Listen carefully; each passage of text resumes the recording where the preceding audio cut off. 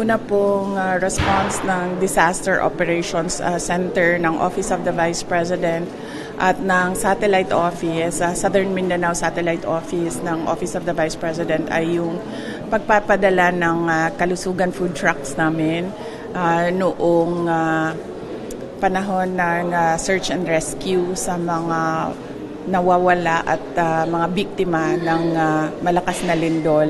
Pinadala namin sa Gensan yung food truck at sila yung nagluluto ng hot meals para sa mga first responders at mga rescuers doon sa mga nag-collapse na mga buildings. Ang sumunod ay yung mga rice bags, rice food bags na binibigay namin doon sa mga pamilya na nagburol at naglamay ng kanilang mga kamag-anak na namatay dahil sa lindol. At ang susunod naman ay yung pagbibigay namin ng food and non-food na mga boxes para doon sa mga tao na na-displace dahil sa lindol. Dito na yung mga bisita, mga affected sa lindol sa Sarangani at Gensan? Yes, oo. Kanina umaga galing kami sa Cotabato City, hindi dahil sa lindol, kundi meron kaming mga activities doon para sa OVP Satellite Office ng BARM. So, ginawa namin yung distribution ng rice food bags namin sa iba't ibang sektor doon sa isang barangay sa Cotabato City. At meron kaming binuksan na extra plus ordinary OVP exhibit doon sa isang paaralan para ito sa dagdag kaalaman ng ating mga elementary and high school students para sa kung sino-sino ang ating mga vice presidents dito sa Pilipinas.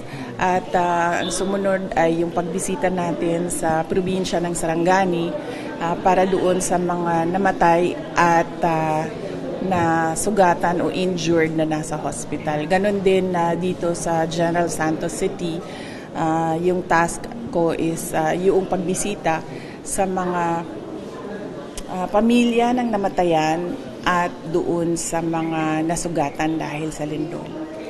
Dito anong mensahe mo sa families kasi yung mga namatayan? Oo.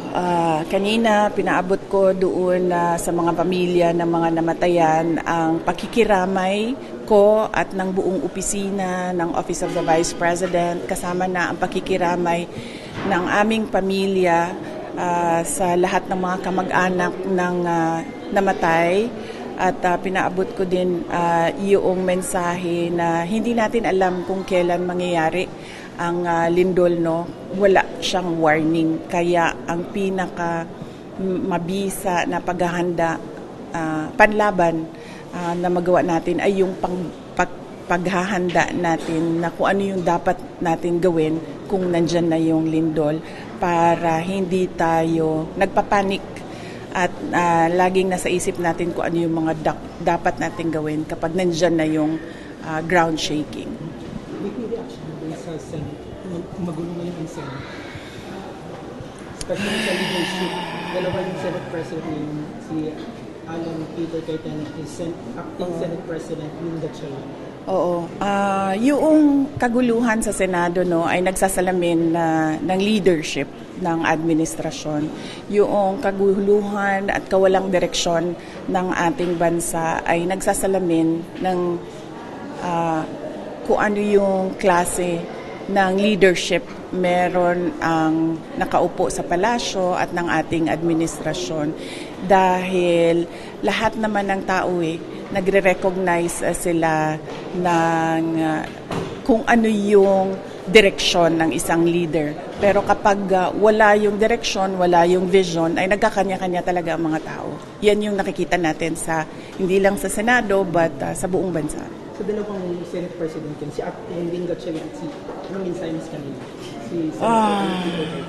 Well, wala akong individual na mensahe para sa ating mga miyembro ng Senado. Pero dahil sila ay hindi dalawang grupo kundi isang institusyon, ay dapat pag-usapan noong 24 kasama yung mga nakulong kasama yung nagtatago, kung ano ba dapat ang prioridad ng kanilang institusyon at ano yung kanilang trabaho na naaayon sa ating saligang batas. Para sa iyo, legal ba yung naging quorum ng Gatchalian Block?